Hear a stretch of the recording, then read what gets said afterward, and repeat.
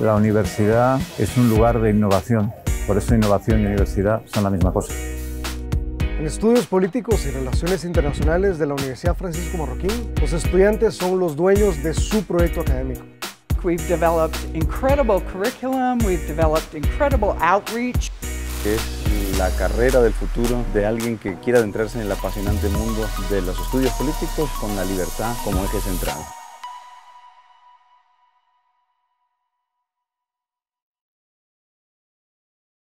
Buenas tardes a todos, bienvenidos a una nueva UFM Talk organizado por el Instituto de Estudios Políticos y Relaciones Internacionales de la Universidad Francisco Marroquín. Hoy, junto a un gran colega, pues estaría acompañando a presentar brevemente los resultados de la última investigación publicada para el CADEP, que lleva por título La política de adopciones en Guatemala, cuando los efectos se convierten en causas. Es un día para aprender mucho, es un tema completamente nuevo para mí, entonces vamos a ver qué tiene que decir, qué nos tiene que contar el autor Eduardo Fernández. Entonces, bienvenido, Eduardo. Un gusto estar contigo nuevamente en papeles inversos, ¿no? Antes, en papeles inversos. en tu investigación fui yo el moderador y ahora es al revés. Pero un gusto compartir espacio contigo, como siempre, Olaf. Y un tema muy diferente esta vez. Eso va a ser un conversatorio. Primero voy a hacer un par de preguntas a Edu. Vamos a ver qué ha encontrado en esta investigación, que obviamente fue escrito con un compañero de Estados Unidos, Pat Lynch de Liberty Fund, creo que estaba, ¿no? Entonces, es un tema muy importante que la verdad que recibió muy poca atención en los últimos años. Yo casi no sé del tema. Entonces, vamos a aprender un montón, estoy seguro, el día de hoy.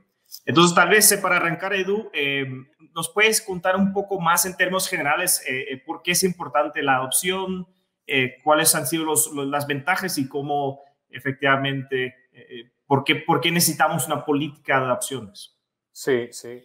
Bueno, la verdad es que, como bien dices, la idea surge a través de conversaciones con Pat Lynch, ¿no? Pat, que es Senior Fellow en Liberty Fund y es el coautor del texto. Él ya había trabajado el tema de la adopción, ¿no?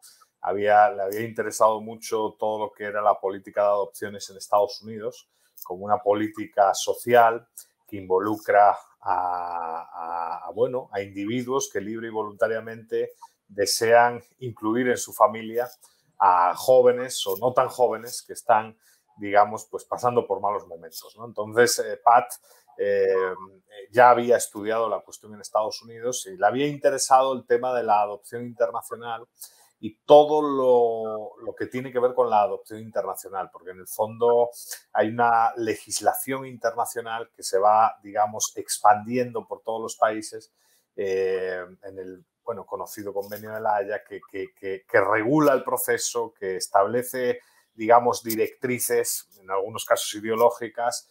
Y bueno, nos interesó analizar el caso de Guatemala porque evidentemente Guatemala mostraba unas cifras de adopción muy altas que con el paso del tiempo se fueron reduciendo, resultado de cambios legales, ¿no? Entonces, en ese sentido, pues era un artículo que encajaba muy bien en todo lo que tiene que ver con public choice, ¿no? Evaluar el impacto de un arreglo institucional en una política social que, como bien dices, pues yo creo que es muy interesante, que poca gente conoce y que en el fondo pues puede tener consecuencias muy relevantes, ¿no? Además, consecuencias muy relevantes para cualquier cosa, ¿no? Nosotros empezábamos el artículo con la situación del hogar seguro, ¿no? O sea, con todo lo que pasó, evidentemente en 2016, ¿no? Cuando pierden la vida esas 41 jóvenes, ¿no?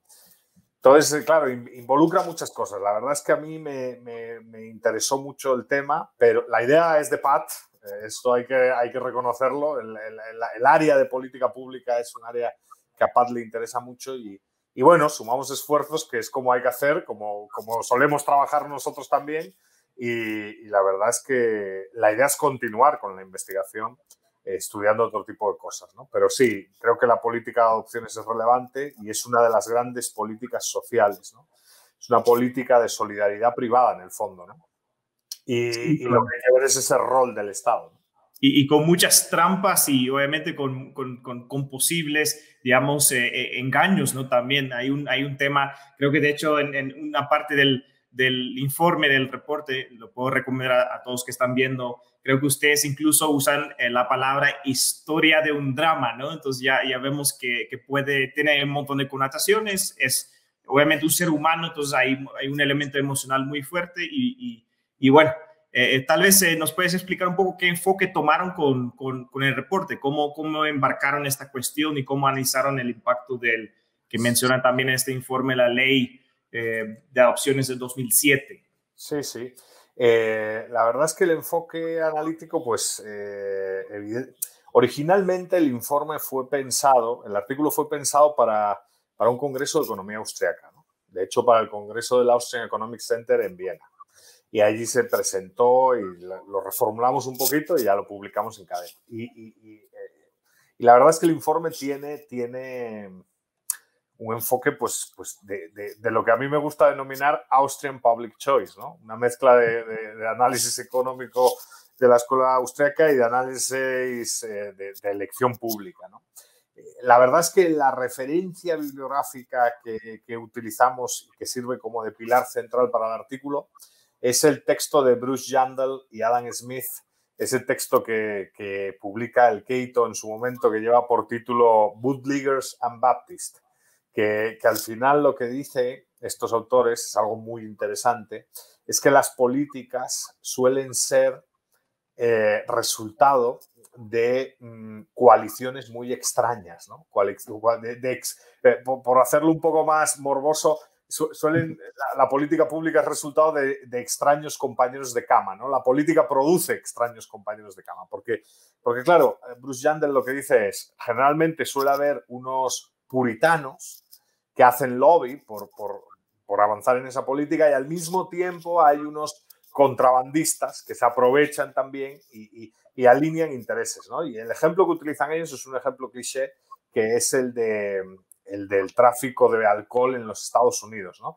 ¿Quiénes son los más comprometidos con la defensa de la prohibición del alcohol en los Estados Unidos? Bueno, pues por un lado, los traficantes de alcohol, que tienen unos amplísimos márgenes de beneficio y que les interesa que el alcohol esté ilegalizado, y por otro lado, los grupos más puritanos y radicales de la sociedad que consideran que el alcohol es perjudicial para la misma.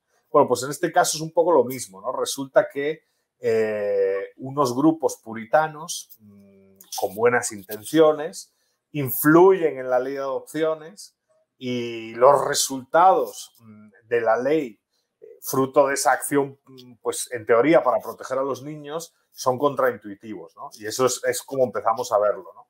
Claro, la ley de Guatemala tiene como 3 fases y eso sí hay que explicarlo a todos los que nos están viendo, ¿no? Al final, claro, hay como 3 grandes periodos, uno del 63 al 77, que es ese periodo marcado por el conflicto armado interno. Ahí la adopción era una práctica muy minoritaria, básicamente estaba controlada por el ejército. Luego hay la segunda fase, que es la fase más, digamos, polémica, que se inaugura en 1977 con la aprobación de la ley reguladora de la tramitación notarial de asuntos de jurisdicción voluntaria. Y esa fase dura desde 1977 hasta el año 2007. Y es en ese periodo donde Guatemala se convierte en un país emisor digamos, de niños en adopción, ¿no? Y luego está la tercera fase, que es resultado de esa presión moral, si lo queremos ver así, de esa presión moral pues realizada por ONGs, realizada por organizaciones internacionales, realizada por algunos partidos políticos en el interior del país, porque no, algo que queremos decir en el artículo es que la ley anterior, ninguna ley era buena, ese es el punto. No es que haya una ley buena y una ley mala, es que las 2 leyes, los 2 productos legales tenían defectos, ¿no? Pero claro, esa presión hace que en el 2007 se modifique la norma bajo el gobierno de Berger y en el 2008 pues entre en vigor una nueva ley con una administración nueva y todo este tipo de cosas. Pero en teoría el enfoque que queríamos darle era un enfoque de elección pública que encaja muy bien en la misión del propio CADEP y al mismo tiempo intentar mostrar una consecuencia inesperada de aquellos que hacen la ley, ¿no? Hacen la norma. Sí, de hecho, yo no conocía estos datos, pero creo que es la segunda fase a la cual te refieres, pero yo vi datos antes de empezar el día de hoy a las 3 de la tarde en punto, pero vi un par de datos donde incluso vemos Guatemala que se encuentra, creo que en 2004, entre el top 6 de países donde más niños se ponen a adopción, ¿no? ¿Nos puedes contar un poco? ¿Es un éxito? ¿Lo podemos ver como un éxito de la segunda fase de la ley que estaba vigente durante la segunda fase? ¿O sí, hay algo más ahí que solo los números? Sí. Ese es el tema, ¿no? Ese es el tema muy interesante. Claro, teniendo en cuenta que hay como 3 grandes procesos legales, ¿no? Ya hemos dicho, uno marcado por el conflicto armado interno hasta el año 77, del 77 al 97, del 77 al 2007, el gran proceso, digamos, de la transformación de Guatemala en un país que envía niños en adopción, un centro de adopción internacional, y luego después de 2008, ¿no?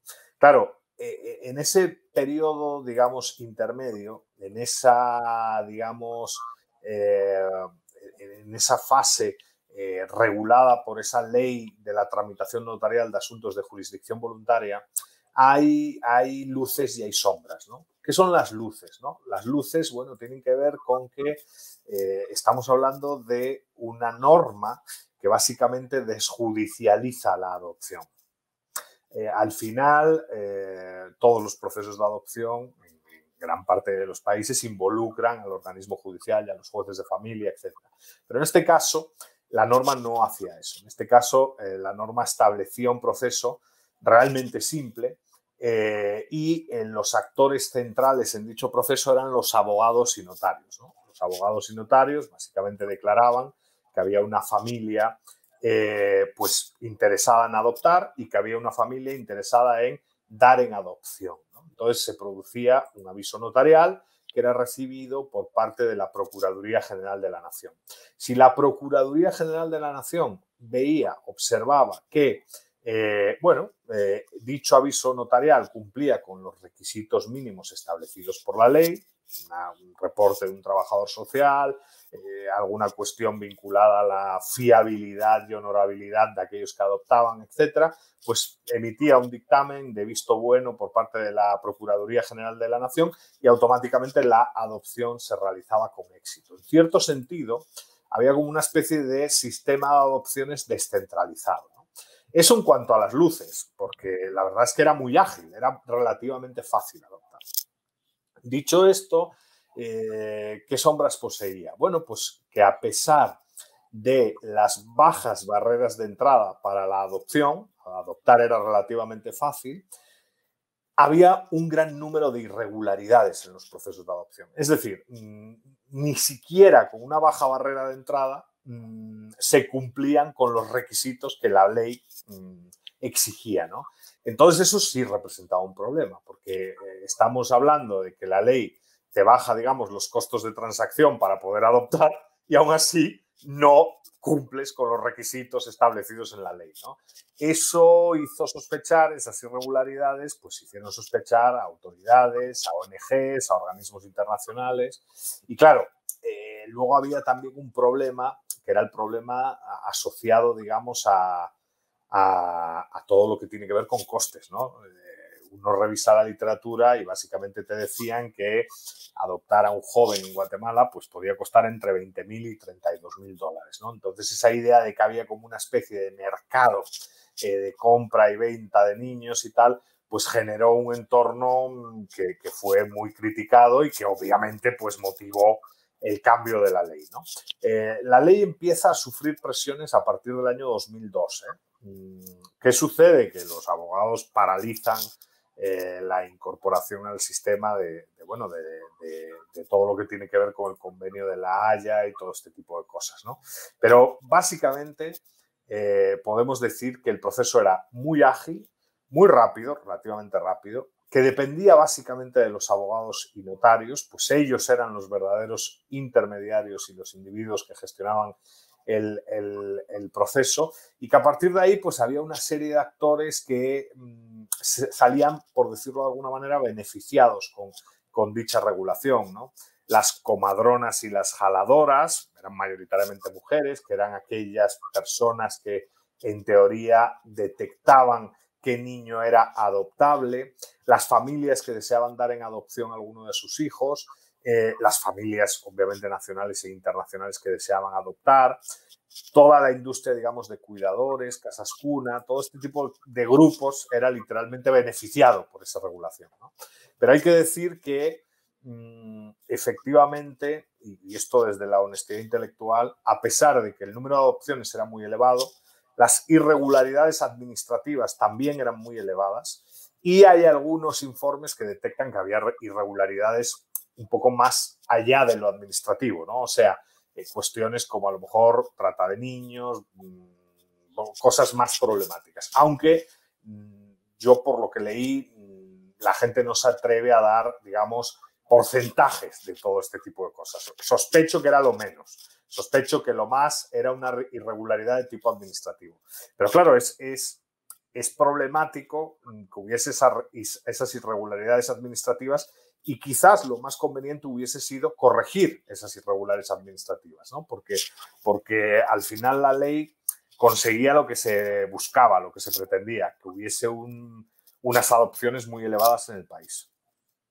Y entre esas irregularidades, es fascinante, pero como dijiste, trato de niños, había tales, no sé si denominarlo robo de niños, de familias, secuestros casi, para poner en adopción un niño, obviamente por el incentivo monetario que existía, pues era algo que podía pasar, pero como todo en Guatemala, pues probablemente no hay buenos datos de ese tipo de cosas porque simplemente no se registra de una forma pues, muy correcta, no siempre queda como pruebas anecdotales. Eso ha sido una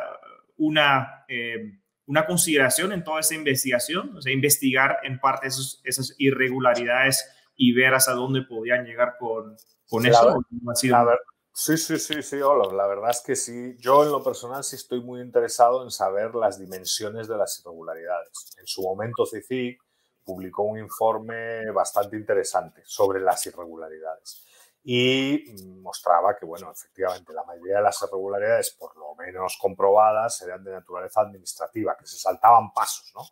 Pero claro, definitivamente también hubo denuncias de robo de niños, todo ese tipo de cosas.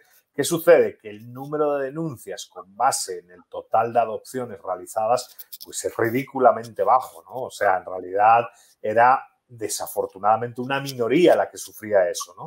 Pero eso no debe de dejar de, pues por nuestra parte, criticar la norma, ¿no? O sea, la norma funcionaba muy bien, había adopciones, pero esas sombras que tenía la norma debían de ser corregidas, ¿no? ¿Qué sucede? Que como suele pasar en estos casos, se cortó por lo sano.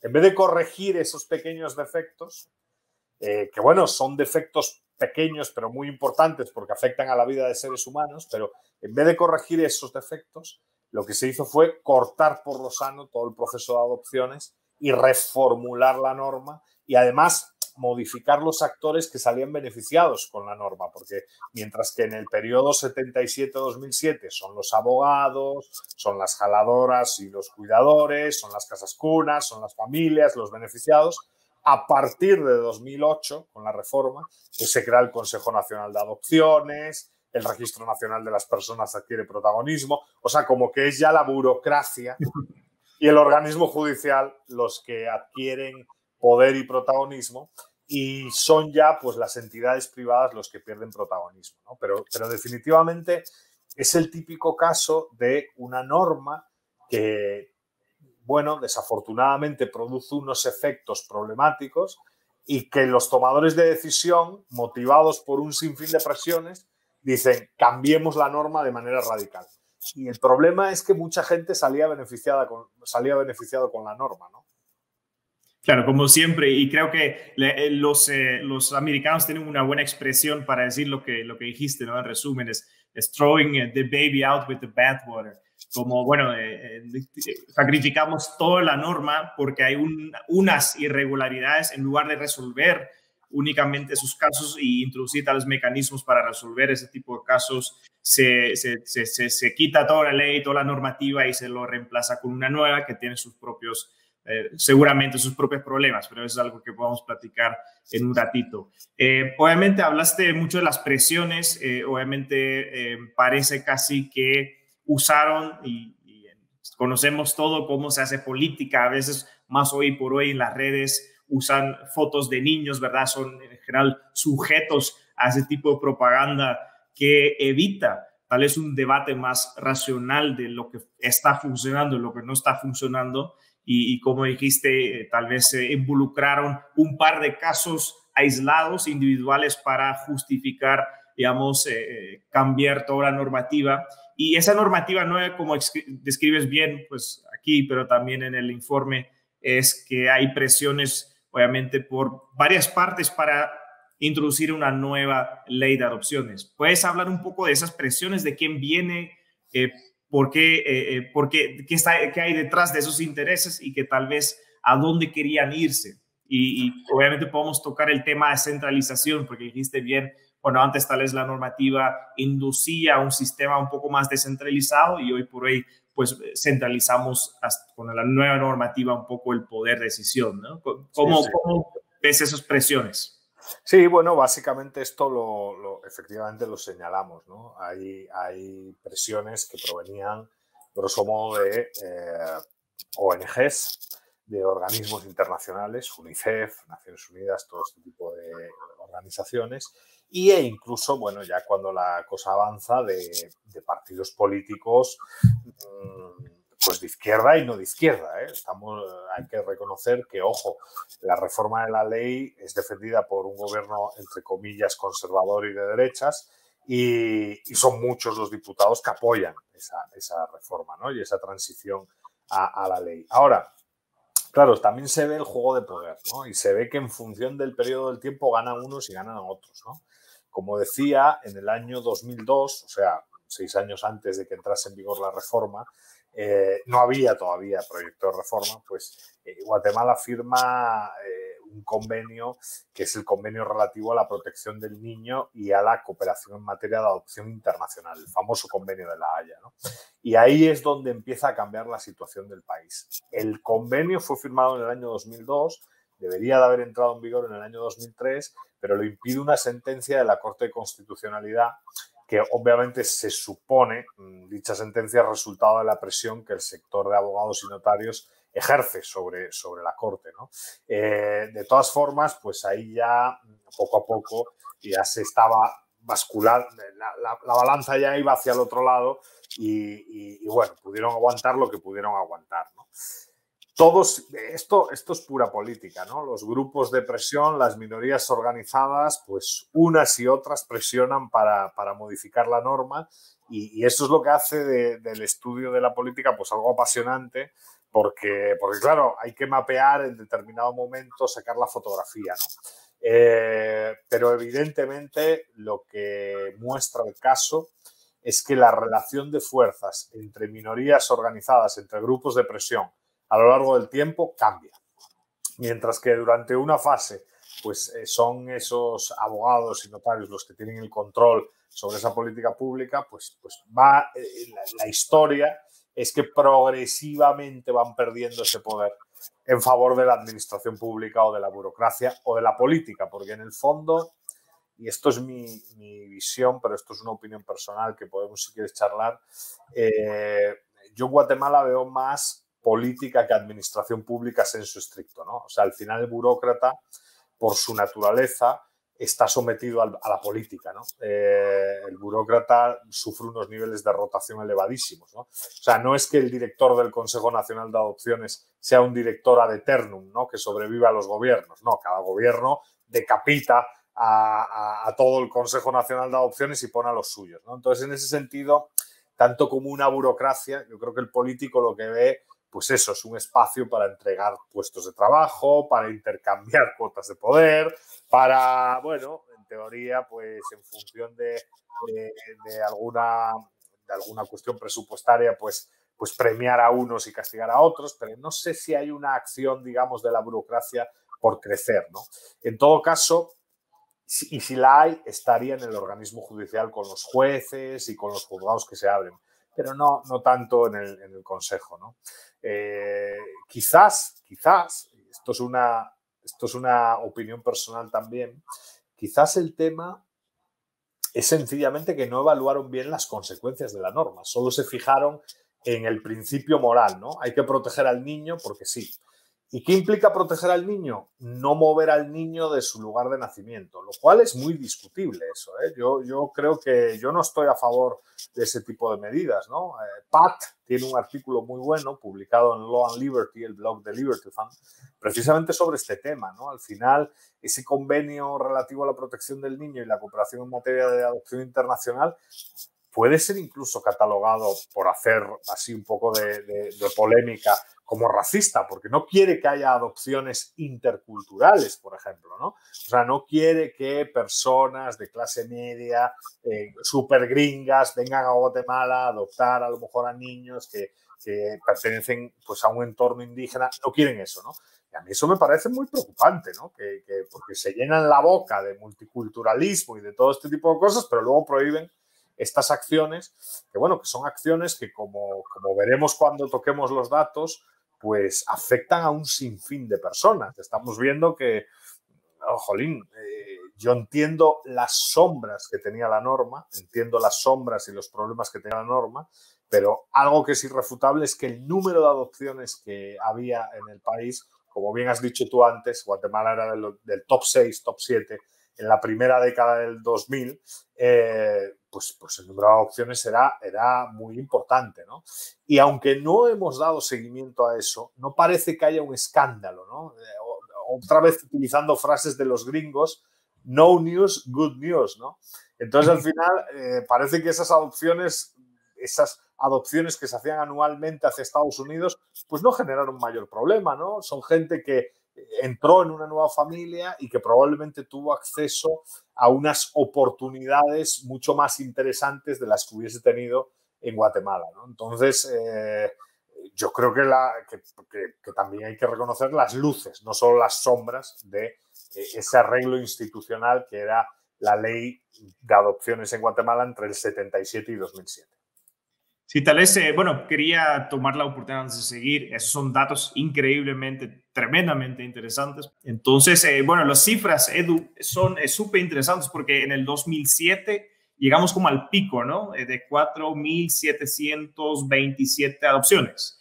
Y de ahí va, ahí va terriblemente. Ya en el 2010 creo que solo tenemos 50 adopciones y ya a partir del 2016 solo 2. Y luego 1 y luego 0 adopciones. Es decir, el Consejo Nacional de Adopciones ha hecho completamente irrelevante, porque ¿para qué necesitamos un Consejo Nacional si no hay adopciones, ¿no? Sí. ¿Cómo ves esta evolución? Y como dijiste, había muchos cambios de mandos porque cada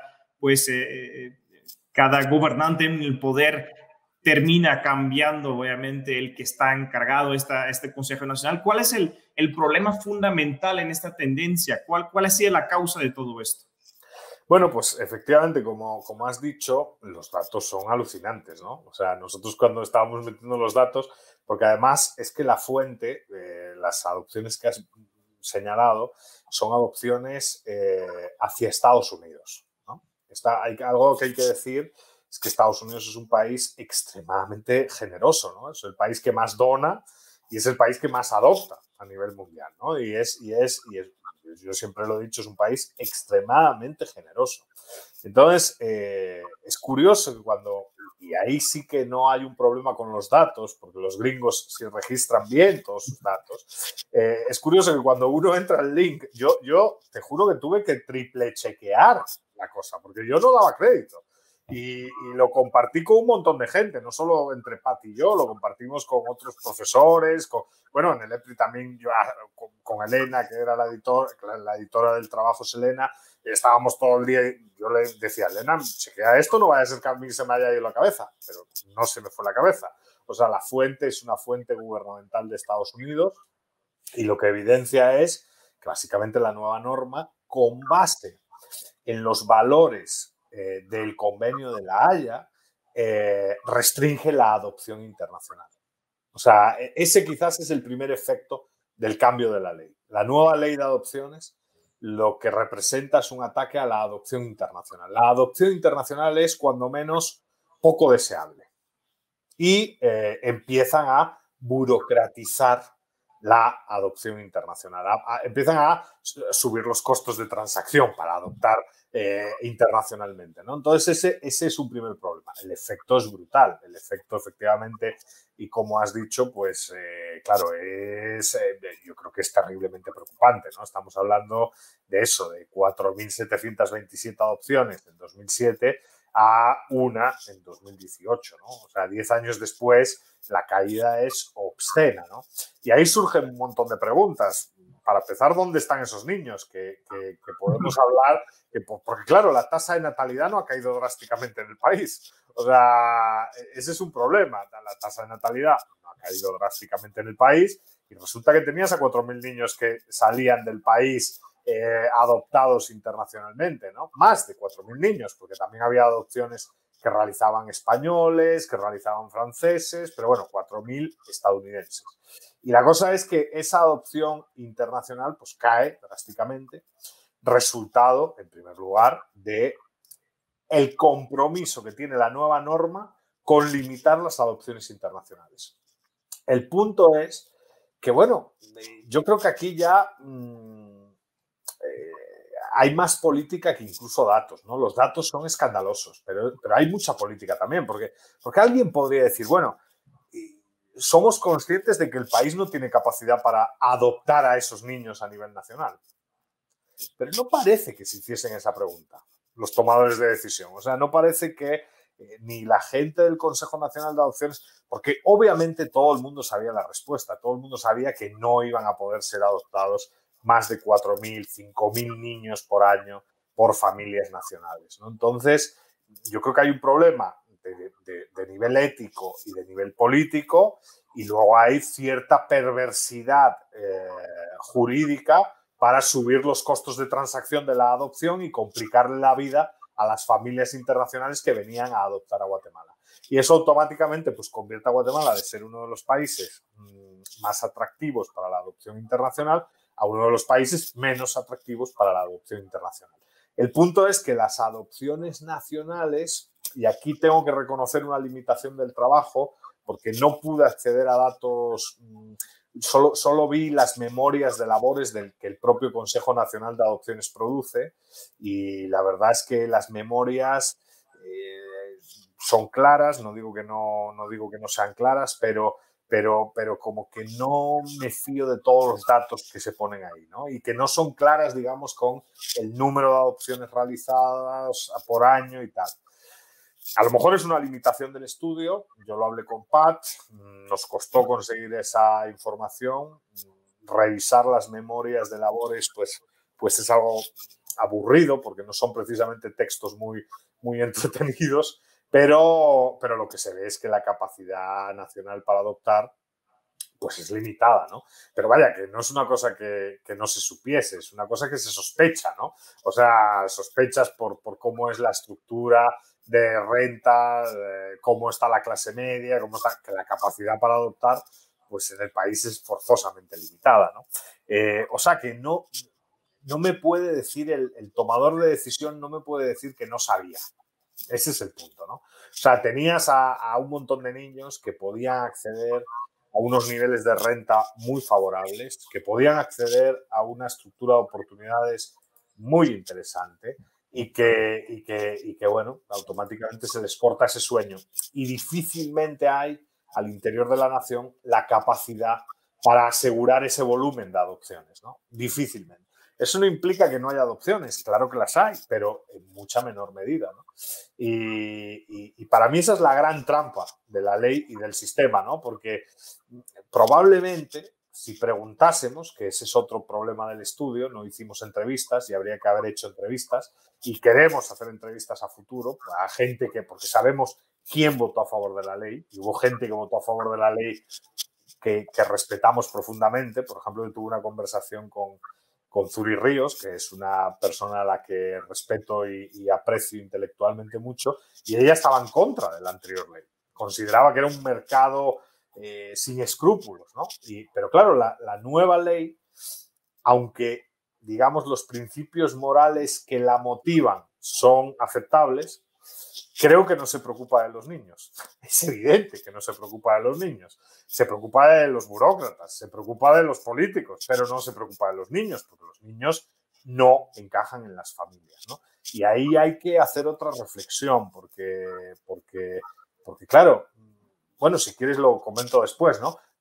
¿Dónde están esos niños, no? Si la tasa de natalidad no cambia, ¿dónde están esos niños, no? Porque son muchos los niños que eran adoptados.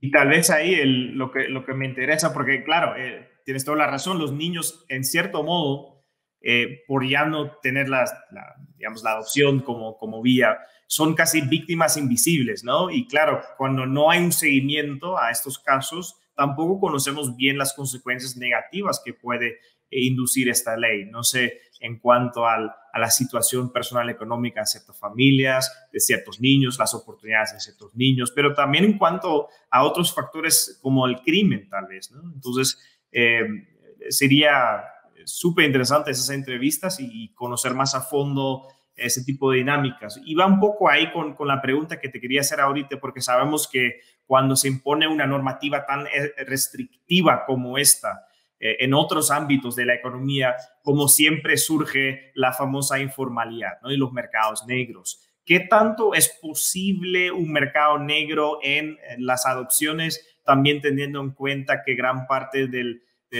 destino, digamos, de las familias que adoptaban esos niños, pues están en Estados Unidos? ¿Qué tan real es esta opción de tener un mercado negro y efectivamente el tráfico de niños? Y cómo podemos verlo en la actualidad por probablemente culpa de esta ley. Sí.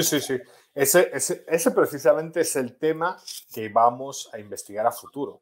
Porque efectivamente Pat razonó igual que lo acabas de hacer tú, ¿no? Dijo, o sea, vamos a ver, esta limitación clarísima al proceso de cooperación, porque al final la adopción es cooperación, va a generar mercados negros, claro. Y yo sospecho, o sea, claro, ¿dónde están esos niños, no?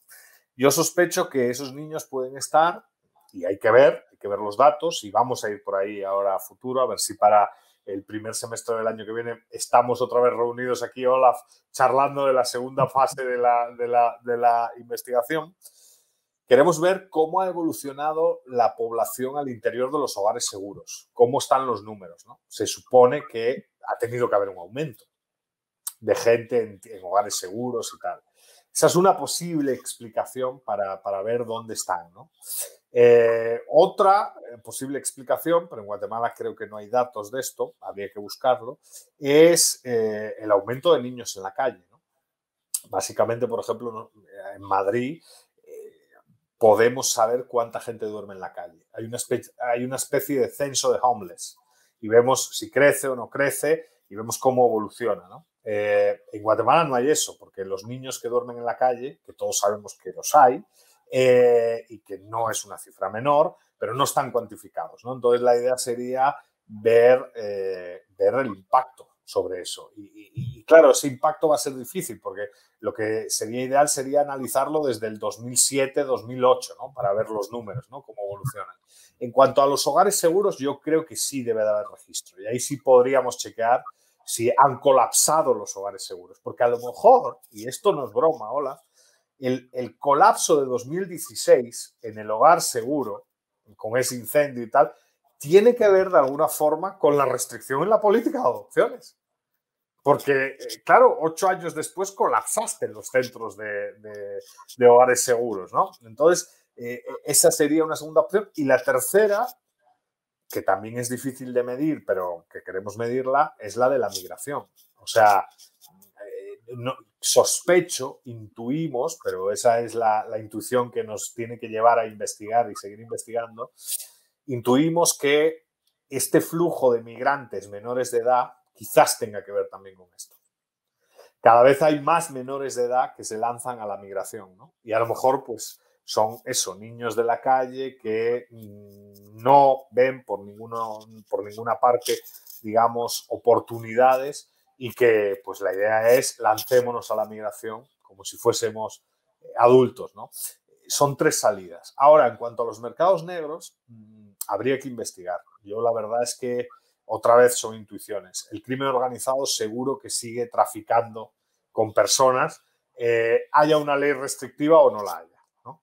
Y el punto es que con el anterior sistema teníamos más datos, había más accesibilidad al proceso de adopción, todo era más fácil y al final, a pesar de las irregularidades, se disfrutaba de cierta formalidad, por lo menos había números, que ahora no los hay, ¿no? Pero son esas las 4 líneas por las que deberíamos seguir y si hay alguien que nos está viendo y que está interesado en este tipo de política pública, pues está cordialmente invitado a cooperar en el proyecto, porque como te digo, vamos a intentar abrir 4 líneas de acción, ¿no? La primera, el tema de los hogares seguros, ver cómo ha evolucionado la población al interior de los hogares seguros, si ha crecido o no ha crecido.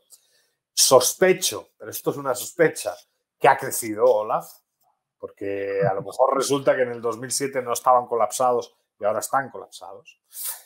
Luego el tema, que es difícil, pero intentar ver todo lo que es la población, la infancia en la calle, que es un tema complicado, yo creo que ahí no vamos a tener datos, y luego las cifras que se manejan en cuestiones migratorias, ¿no? Que son también pues cálculos a lo mejor un poco al aire, que sería la tercera rama. La cuarta rama es la del crimen organizado, que sospecho que no vamos a poder hacerla, pero esas serían las 4 líneas de investigación. La más viable es la de los hogares seguros, por un lado, y luego hay otra que es muy viable y que en el fondo aquí creo que no nos da la razón a nosotros, como investigadores, a nuestra intuición. Yo sospecho que los presupuestos al Consejo Nacional de Adopciones, porque uno tiene el enfoque de public choice y dice, el presupuesto al Consejo Nacional de Adopciones seguro que no ha dejado de crecer. Y yo sospecho que no ha crecido. O sea, sospecho que no ha variado mucho desde el año 2008. O sea, al final ahí hay una renta presupuestaria, pero no creo que haya un esfuerzo por parte de los burócratas y de los políticos de subirle el presupuesto al Consejo Nacional de Adopciones. No creo que esa sea una línea por la que hay que ir. Sospecho, ¿eh? Y es como dices, muy difícil de investigar, pero obviamente hemos tenido casos en otros países donde sí hay trato de niños y terminan en muchos casos en la prostitución y en otras partes no tan bonitas y al menos obviamente esa formalidad nos permite dar seguimiento también a los casos y en muchos casos es muy probable que terminan mejor lo que hubieran terminado en caso contrario. Tal vez para ir terminando, porque ya pronto vamos a ir a las preguntas, mi última pregunta tal vez a Edu es, ¿cómo vamos de aquí? O sea, ¿cuáles son las alternativas? ¿Hay posibles soluciones más por la complejidad? Que no solo es Guatemala, ¿no? Estamos en una comunidad internacional y es una cuestión internacional. Entonces, ¿cómo vamos de aquí y cómo podemos enfrentar este problema y cómo podemos, ojalá, pues volver a subir los números y asegurar que los niños no terminan en lugares donde no deberían de terminar, que puede ser en la calle, que puede ser en la prostitución, pero donde tal vez mejores oportunidades tendrían en Estados Unidos, como vimos antes en tus datos? ¿Cómo vamos aquí? Bueno, la verdad es que desde mi punto de vista, y esto es la gran crítica que habría que hacerle a la legislación actual, creo que hay que modificar un poquito la filosofía de la norma, ¿no? O la filosofía que inspira la norma, ¿no? Yo creo que hay que volver a la filosofía anterior, reconociendo los problemas de la legislación anterior. O sea, pero creo que es más eficaz reconocer e intentar corregir los problemas de la legislación anterior y, al final, pues, crear, digamos, unos procesos de adopción flexibles, ¿no? Ágiles, ¿no? Rápidos en el tiempo, ¿no? De todas maneras, a día de hoy, y como hemos puesto en el artículo, es cierto que Guatemala ya ha dejado de ser, digamos, un país emisor, ¿no? de niños en adopción. Hasta 2010, en 2010 ya había desaparecido, de hecho, ¿no? En América Latina el único país que quedaba era Colombia Y bueno, y Haití, que tiene unas particularidades, pues como sabemos, muy problemáticas, ¿no? Pero los grandes países son China, Etiopía, Rusia, Vietnam, son países que al final siguen siendo emisores, ¿no? Pero bueno, la cosa es que la filosofía debería de cambiar. O sea, si nos interesa el futuro y la protección de los niños, deberíamos apostar por aumentar las oportunidades de esos niños, ¿no? Y ahí está el reto, ¿no? Y deberíamos ser conscientes de reconocer las limitaciones de las regulaciones excesivamente estrictas como la actual, ¿no? ¿Por qué? Porque al final son máquinas de reducir oportunidades a los jóvenes, ¿no? Al final son máquinas de condenar, en cierto sentido, a los jóvenes a situaciones de, marginación, por decirlo de alguna manera. Entonces deberíamos de cambiar la filosofía de la norma. ¿Queremos proteger al niño? Bueno, fiscalicemos la calidad de las familias adoptantes, vengan de donde vengan.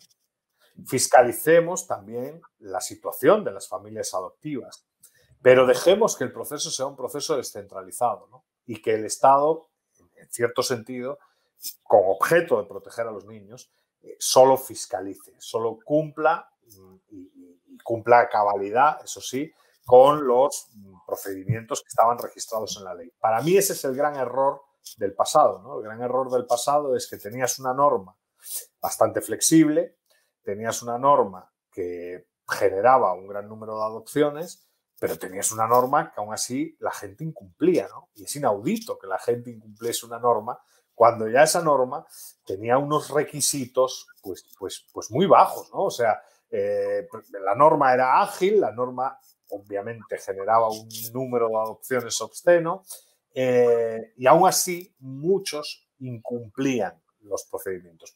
Pues ahí debería de entrar quizás el Estado y fiscalizar el cumplimiento de esos procesos. Pero la actual norma es, desde mi punto de vista, y tú lo has dicho, Olaf, un problema gravísimo, porque de buenas intenciones está pavimentado el camino al infierno, ¿no? Nadie niega que la intención sea buena, pero claro, la intención ni da de comer, la intención no genera oportunidades para los jóvenes y la intención, pues al final puede resultar en un drama social, ¿no? Y eso es lo que debemos denunciar. ¿Está la actual ley cumpliendo sus objetivos? Probablemente sí, pero esos objetivos quizás estén mal definidos parcialmente, ¿no? Porque claramente el número de adopciones que tienen lugar en el país es incomparablemente pues mucho menor, o sea, es mucho menor de lo que había antes, ¿no? Y eso para mí representa un problema, ¿no? Claro, alguien te puede decir, y esto es algo que pensamos en su momento, alguien te puede decir, esto no se trata de cantidad, se trata de calidad. Aquí lo que hay que ver es la calidad del proceso de adopciones y no cuántas adopciones. Y yo ahí, la respuesta que suelo decir es que se lo pregunten al niño que fue a Estados Unidos, que nació en una zona rural con pocas oportunidades y que ahorita pues está en Estados Unidos con una carrera universitaria, con un seguro médico, disfrutando de una buena vida e incluso viajando a Guatemala de vacaciones para estar en contacto con sus raíces y todo este tipo de cosas, ¿no? Claro, es que y veamos los montos de niños, porque claro, eran más de 4.000, no era una cifra menor, ¿no? Sí, súper interesante. De hecho, si tenemos tiempo, vamos a pasar las preguntas del público, pero me encantaría saber lo que dirías tú a una diputada, por ejemplo, que invoca el argumento moral, ¿no? Sin incluso tener en cuenta las consecuencias no intencionadas que podría tener una ley que es conforme sus buenas intenciones, como bien dijiste. Pero bueno, vamos a ver un par de preguntas. Aquí tengo una pregunta de Gabriela Villatoro a través de Facebook. Y han hecho estudios sobre el bienestar psicológico de los niños que se han quedado en estos hogares estatales. Hay estudios de contraste con niños que han sido adoptados. Sí, no, la verdad es que es un tema muy interesante. Nosotros no hemos ido por la cuestión psicológica, pero definitivamente eso es otra línea de investigación súper interesante, ¿no? Al final, la verdad es que el hecho de estar en esos hogares pues no debe ser emocionalmente muy positivo para un individuo, ¿no? Debe ser, de hecho, una bomba emocional, ¿no? Y claro, eso no lo hemos evaluado. Evidentemente, ¿qué queríamos con este estudio, ¿no? Uno, queríamos pues mostrar que las leyes tienen efectos a veces perversos, ¿no? Queríamos mostrar que, bueno, lo que dije antes, ¿no? Las buenas intenciones pueden producir grandes tormentas y grandes problemas, ¿no? Y luego queríamos reflexionar sobre la política social, ¿no? Hay algo para todos aquellos que estamos comprometidos con la defensa de las ideas de la libertad y tal, que es que muchas veces se nos acusa de que no nos preocupamos por las políticas sociales, ¿no? Bueno, pues queríamos aportar nuestro grano de arena y mostrar que sí nos preocupamos por las políticas sociales, ¿no? Y que la política social es compleja, tiene muchas aristas y tal, pero evidentemente se nos han quedado cosas, como no puede ser de otra manera, en un artículo de 5.000 palabras, se nos han quedado cosas en el tintero y esa variable psicológica pues es muy interesante porque definitivamente sería un argumento más para defender probablemente la adopción y para criticar, digamos, la acción estatal. Porque al final de lo que se trata es de eso también, ¿no? Probablemente son las familias y las soluciones descentralizadas las que mejoran la vida de los niños, ¿no?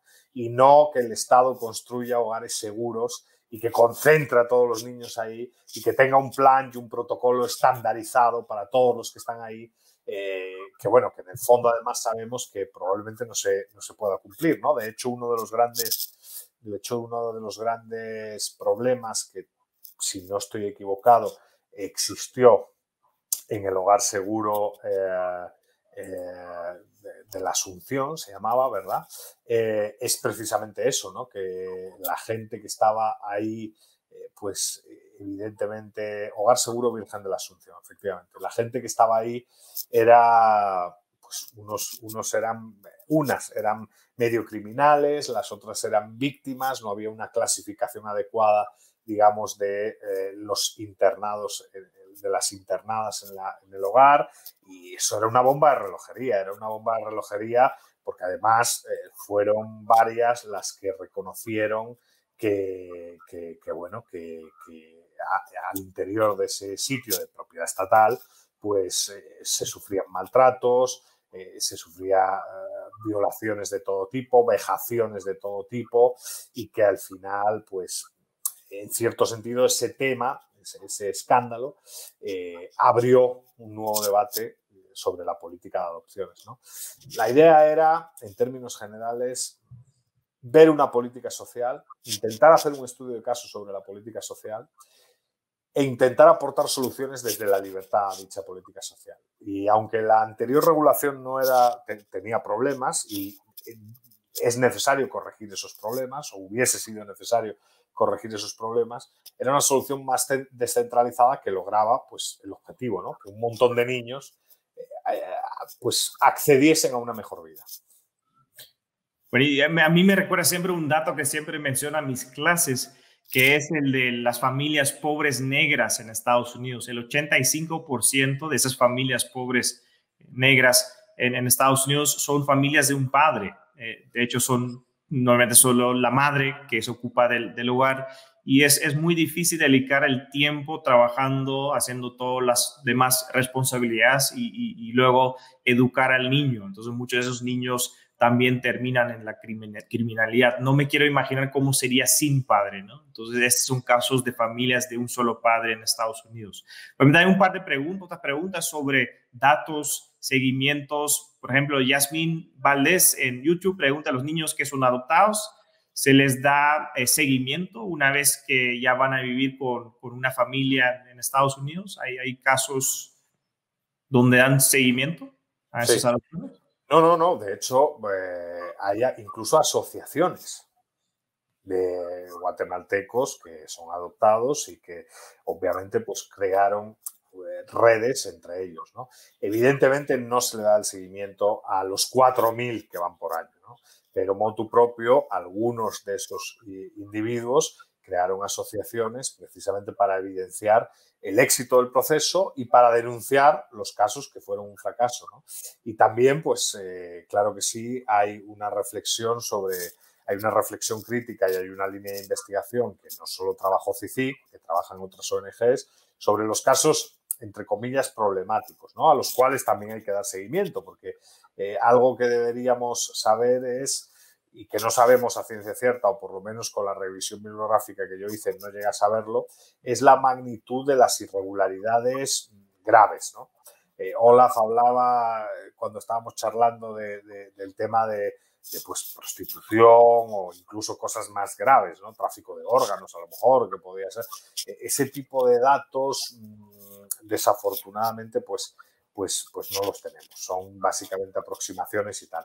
Pero si uno quiere seguir investigando esta cuestión, puede ponerse en contacto con asociaciones y con distintas ONGs que cuentan experiencias. No dan un seguimiento sistemático a todos los casos y cómo han evolucionado, pero sí cuentan experiencias. Dicho esto, yo siempre me refugio en esa frase de no news, good news. Al final, el hecho de que no haya un gran escándalo evidencia que la política no fue tan desastrosa, ¿no? Porque evidentemente hubo muchos ojos fiscalizando las irregularidades y nadie habló de un gran escándalo o de grandes dramas en Estados Unidos porque las familias acababan, digamos, explotando a los niños adoptados que provenían de Guatemala, ¿no? De hecho, el perfil de las familias, y eso sí está bastante acreditado, era un perfil muy cristiano. O sea, al final, gran parte de las familias estadounidenses que adoptaban, estadounidenses hablando de Estados Unidos como el país que más adoptaba, que adoptaba internacionalmente, eran familias con fuertes principios religiosos y todo este tipo de cosas, ¿no? Que veían en la adopción pues una práctica, ejercicio de la virtud, vaya. Haría una buena historia de prensa, ¿no? Un fracaso en ese tipo de procesos. Entonces sería fácil de vender en la prensa, haría un buen artículo de prensa. Bueno, aquí pasamos a probablemente la última pregunta por el tiempo, que es de Basti Madrid en YouTube, y pregunta, bueno, nosotros como ciudadanos, ¿qué podemos hacer para influir en que se cambie la ley? ¿Qué podemos hacer nosotros? Bueno, creo que lo que nos queda como ciudadanos, pues es, desde mi punto de vista, dos cosas. Uno, intentar investigar y generar datos para evidenciar, digamos, las incoherencias de determinadas políticas públicas y luego aprovechar los canales que tenemos para comunicarnos, para actuar en red y para denunciar, redes sociales, medios de comunicación, espacios académicos e ir generando una masa crítica que progresivamente concientice, digamos, a los tomadores de decisión. Yo creo que como sociedad civil no tenemos otra alternativa, ¿no? Como sociedad civil lo único que nos queda es pues generar datos, presentar esos datos en los distintos canales a los que tenemos acceso, redes sociales, televisión, espacios académicos, e intentar proponer alternativas que mejoren el statu quo, que mejoren la ley vigente, ¿no? Y son tres acciones que podemos trabajar o que podemos lograr hacerlas realidad trabajando en red o a nivel individual, ¿no? Pero yo creo que el trabajo en red es interesante, la idea de disfrutar de tribunas como la de CADEP, ¿no? Para publicar todos estos informes que sean de fácil descarga, que sean pues un trabajo de naturaleza investigativa, pero al mismo tiempo también con un espíritu muy de divulgación. Pues yo en lo personal creo que sirve para generar esa conciencia y esa masa crítica que en algún momento pues provoque el cambio, ¿no? Pero al final, como sociedad civil, el esfuerzo que debemos hacer es intentar convencer a los tomadores de decisión, pues son ellos los que apretan el botón, cambian las leyes y todo este tipo de cosas. Sí, tal vez la tragedia aquí es que los costos no son visibles, ¿no? Son problemas ajenos, son problemas con los cuales no nos topamos en nuestro día a día. Y entonces son tragedias que pueden pasar ocultos por mucho tiempo. Yo creo que tal vez es lo que podemos hacer, lo más que podemos hacer es llevar esos casos a la luz y demostrar la tragedia que están viviendo, ¿no? Y creo que hay un claro papel para, pues, de todo, ¿no? Para periodistas, para investigadores, para pues, otro tipo de personas que se dedican a difundir ideas. Entonces, bueno, muchísimas gracias, Eduardo Fernández. Para todos pueden descargar el informe La política de adopciones en Guatemala, cuando los efectos se convierten en causas, desde la página web de CADEP, cadep.ufm.edu. Y bueno, ha sido un gran gusto. Gracias, Eduardo, por el espacio y gracias a ustedes por acompañarnos. Les deseo una muy feliz tarde. Muchas gracias. Chao, chao.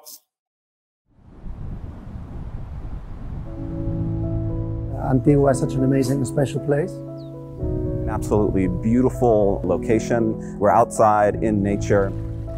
Han sido 2 días en los que hemos dado un repaso a todo lo que es la Marroquín y también un repaso a todo lo que creemos que debería ser. The Co-Creation Forum is, I think, the perfect instrument for achieving true freedom of the exchange of ideas and increasing the knowledge that we have. Hay que estar abiertos al descubrimiento de nuevas ideas. En Estudios Políticos y Relaciones Internacionales de la Universidad Francisco Marroquín, los estudiantes son los dueños de su proyecto académico.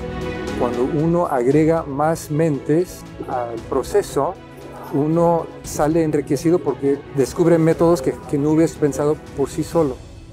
Ha sido una apasionante experiencia de co-creación y co-creatividad en la que personas de diferentes partes del mundo venían a crear la carrera del futuro.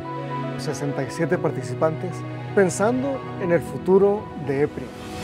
It's a really interesting opportunity to engage with people in a sort of bottom-up way, to ask and try to provide some answers to important questions about education and society. My expectations were actually superseded by reality, that the reality actually worked a lot better. La universidad es un lugar de innovación. En cuanto deja de ser un lugar de innovación, deja de ser universidad. Por eso innovación y universidad son la misma cosa.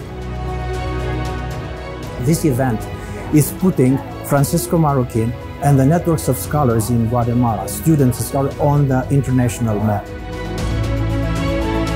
The future is very bright for EPRI and very bright for UFM.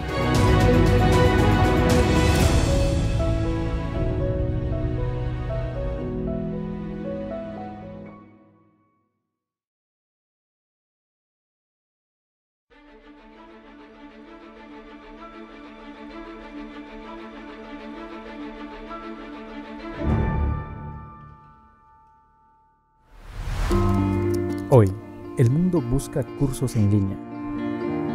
Hoy, el mundo sigue las tendencias del mercado. Hoy, el mundo necesita emprendedores.